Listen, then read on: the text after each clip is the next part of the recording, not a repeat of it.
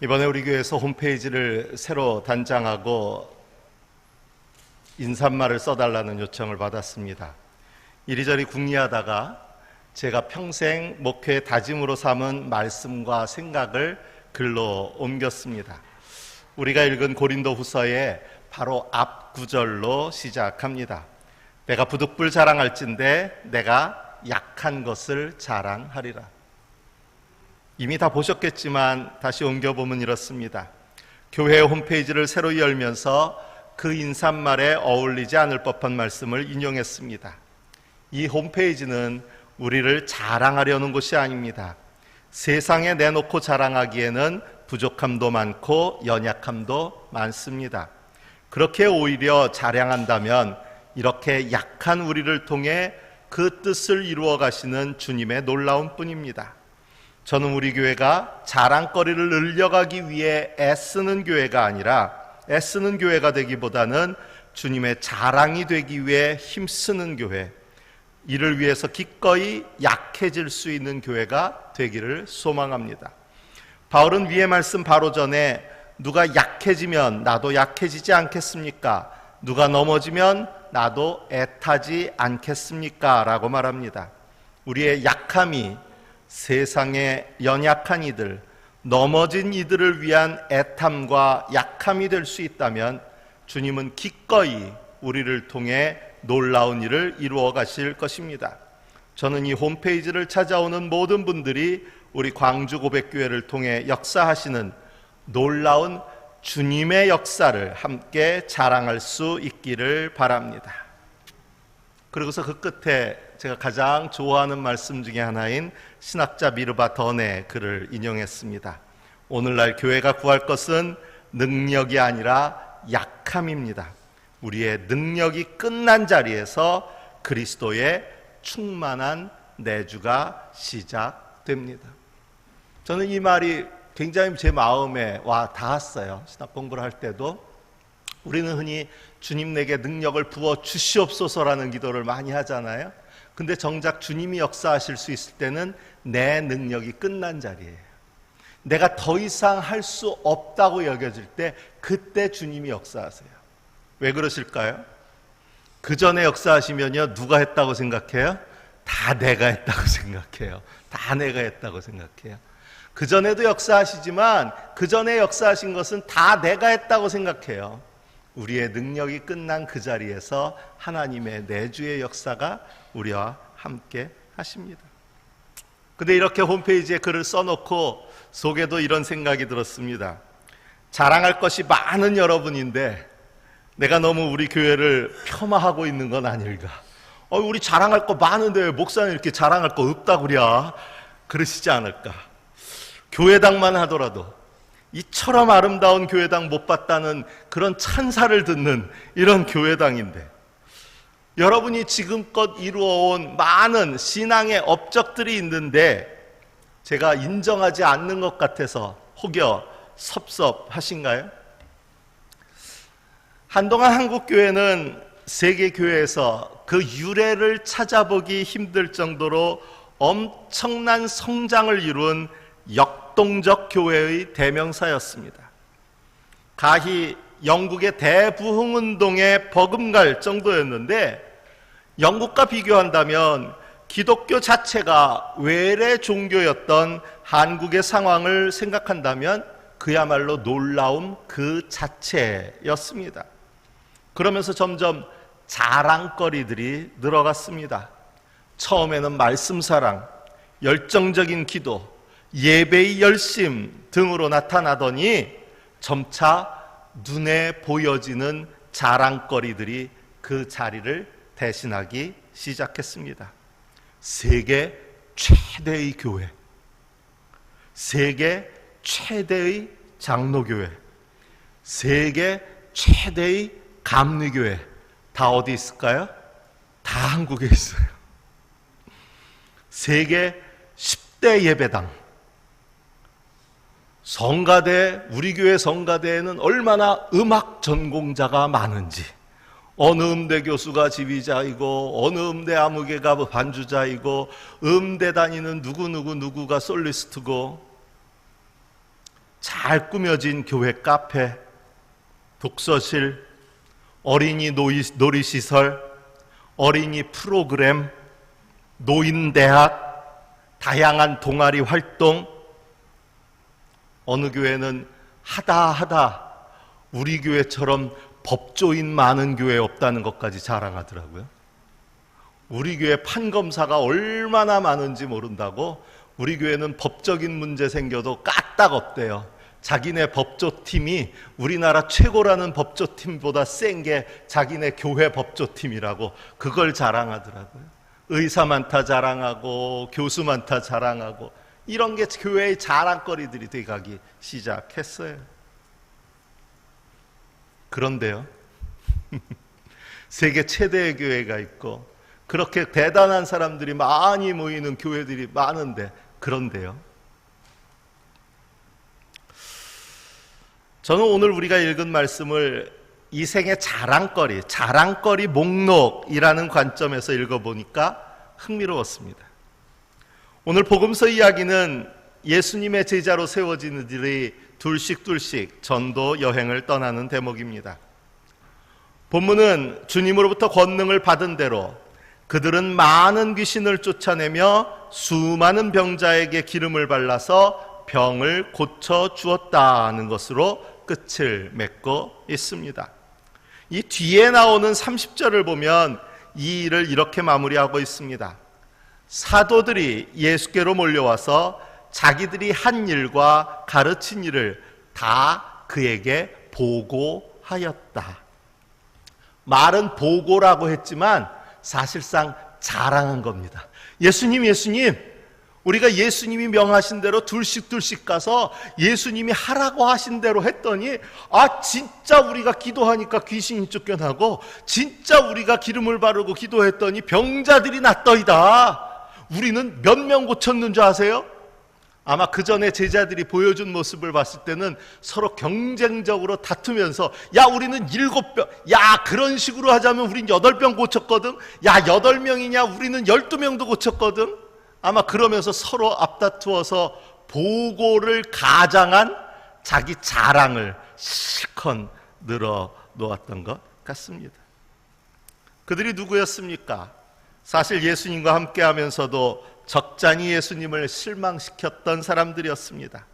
말귀도 어두운 것 같고 욕심도 많았고 무엇보다 아직 신앙의 깊은 단계에 들어서지도 못한 듯 보였던 제자들이었는데, 그들이 이전까지는 예수님만이 하실 수 있었던 일들을, 심지어 1절부터 6절까지의 말씀을 보면 예수님이 고향에 들어가서서는 예수님마저도 다만 몇몇 병자에게 손을 얹어서 고쳐주신 것밖에는 거기서는 아무 기적도 행하실 수 없었는데, 보냄을 받은 자기들이 해낼 수 있었다는 그 성취감에 고조되어서 한껏 들떠있는, 그야말로 어깨 쫙 올라가서 자랑 뿜뿜 하고 있는 제자들의 모습이 눈에 보이는 듯 합니다.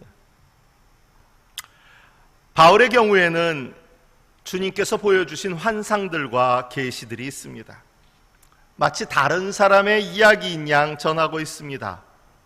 셋째 하늘 낙원에 올라가서 말로 표현할 수도 없는 황홀한 말씀을 내가 직접 듣고 왔다고 말합니다. 믿는 사람 누구라도 경험하고 싶은 일 아닐까요?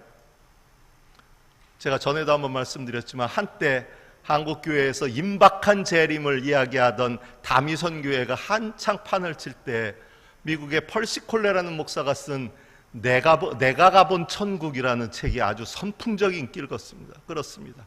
내가 가봤다. 그러니까 얼마나 혹하겠어요, 사람들이.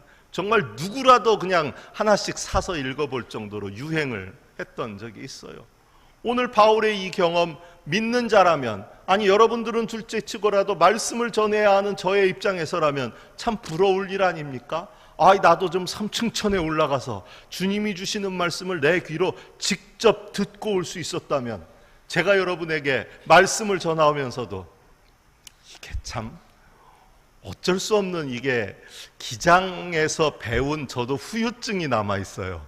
그래가지고 말씀을 전할 때도 보면요, 어느 순간에는요, 바로 이겁니다, 이대로 믿으세요 좀 해줄 때가 있는데, 저는 이렇게 보입니다, 저는 이렇게 생각됩니다, 이렇게 마무리될 때가 참 많아요.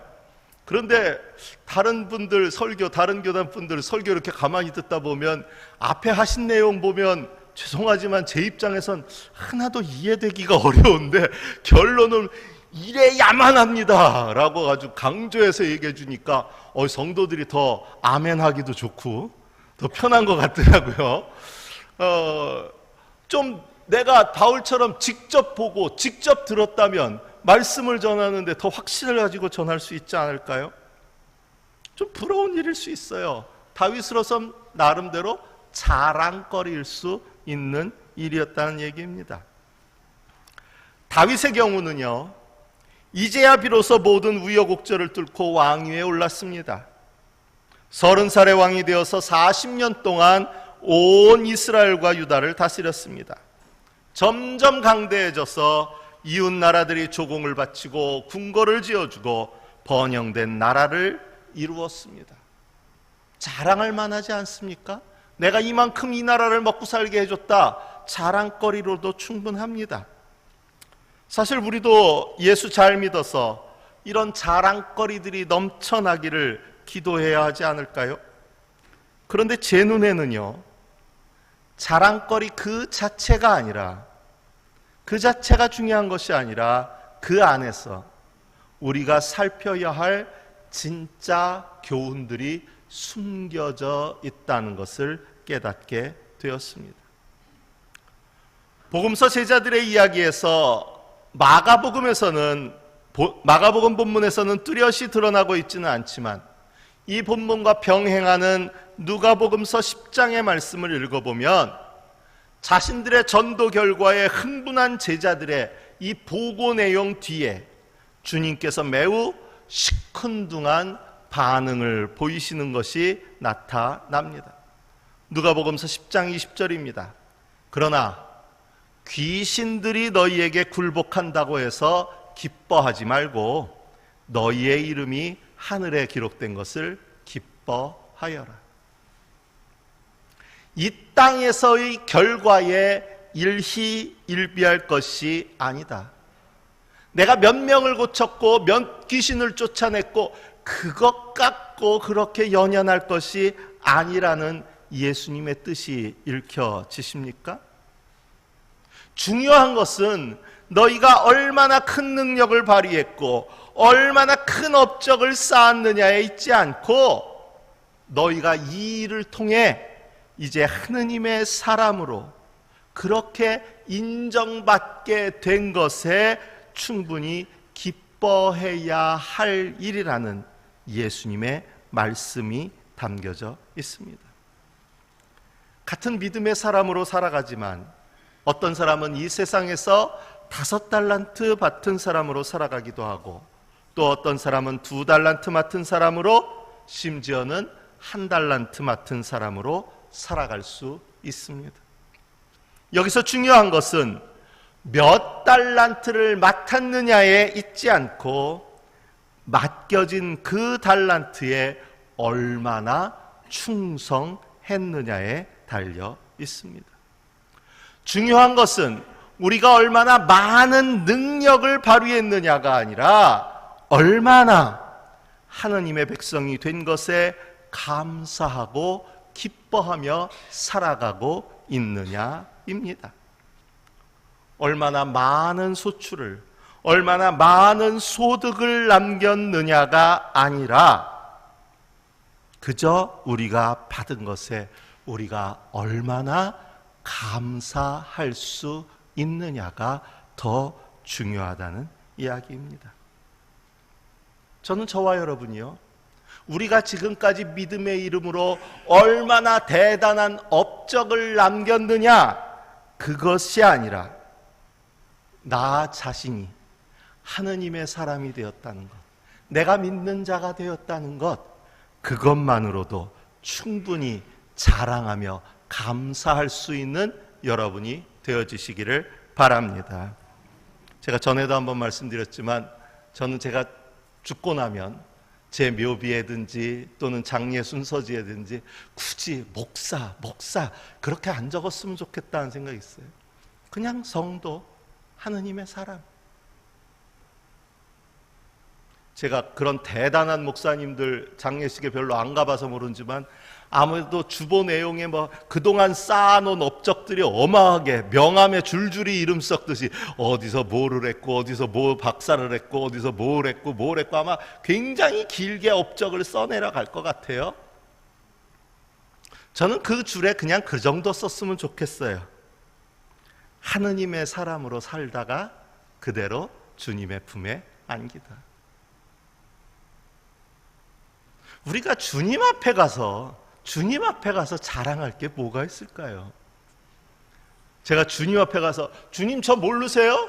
저 광주 봉선동에 있는 그 교회당 이쁘기로 소문난 그 광주 고백교회 담임 목사였는데요.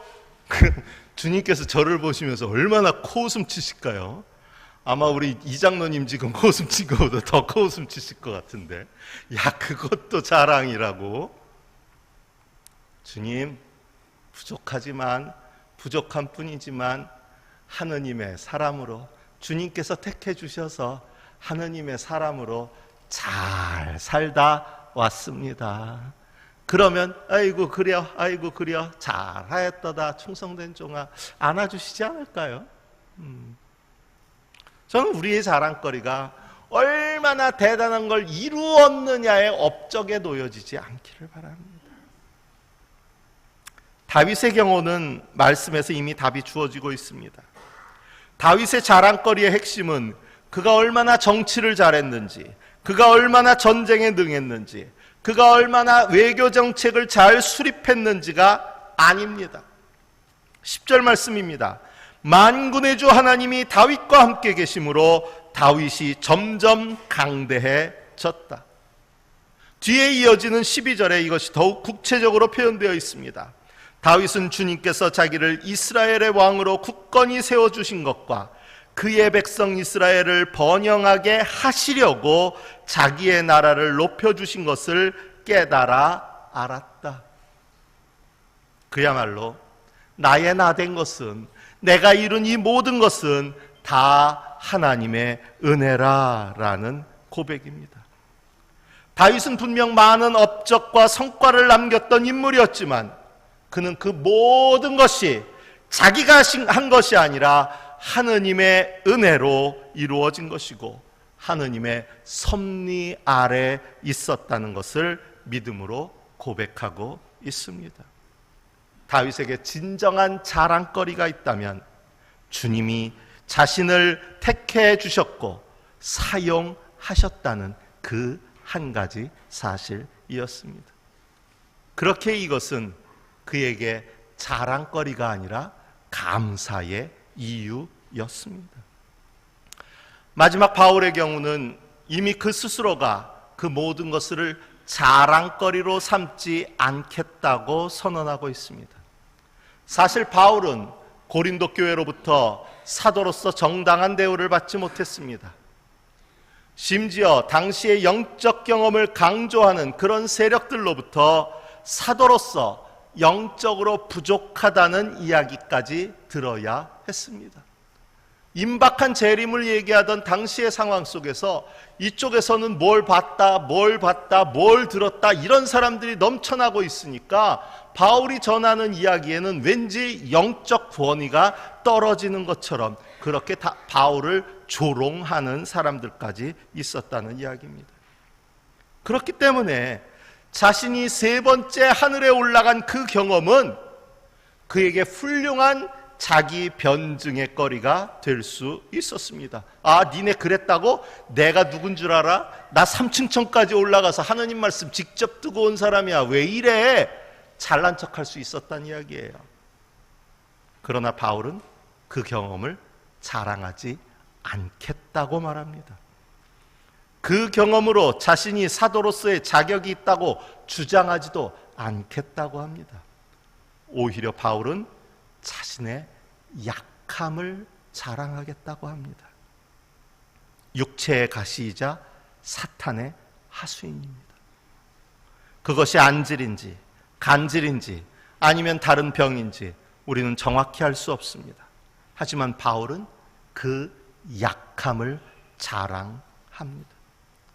그 연약함으로 인해 3번이나 간청했다라는 말씀이 저에게 다가옵니다.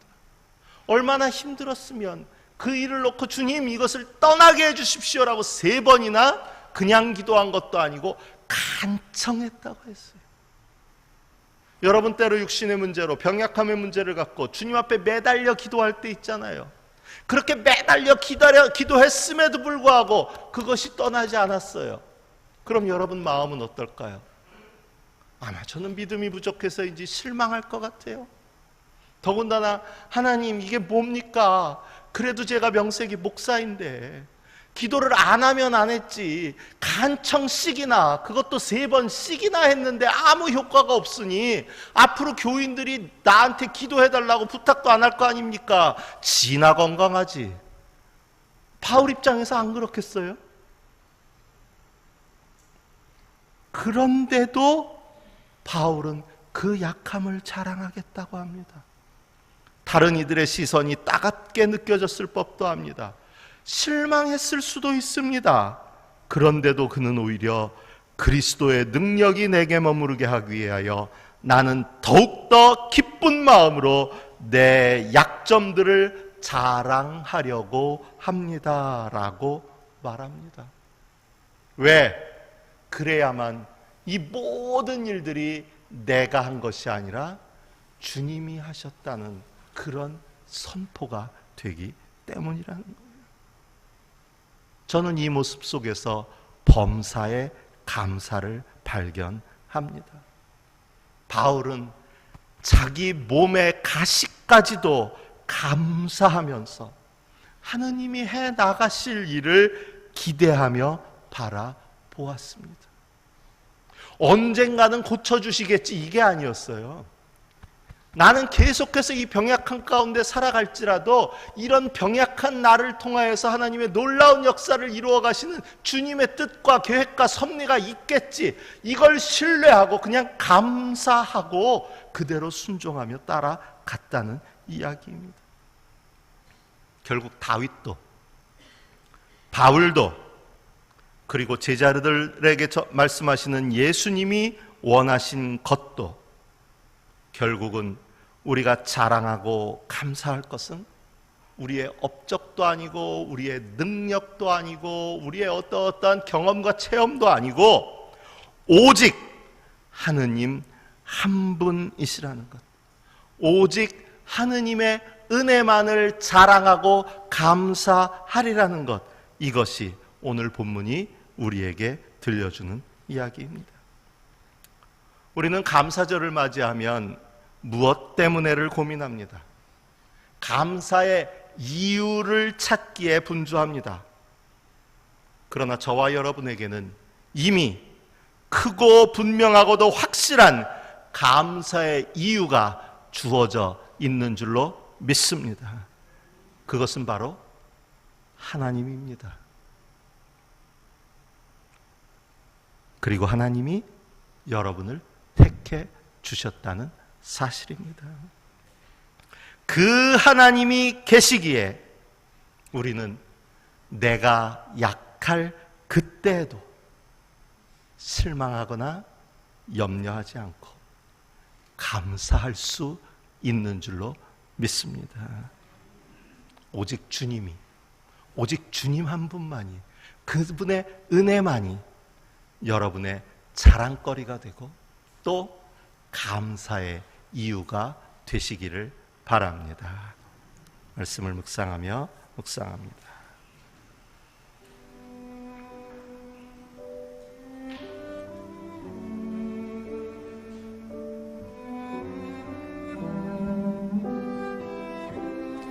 만군의 주 하나님이 다윗과 함께 계심으로 다윗이 점점 강대해졌다.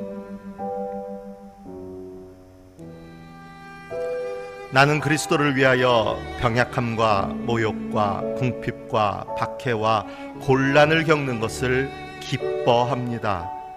내가 약할 그때에 오히려 내가 강하기 때문입니다.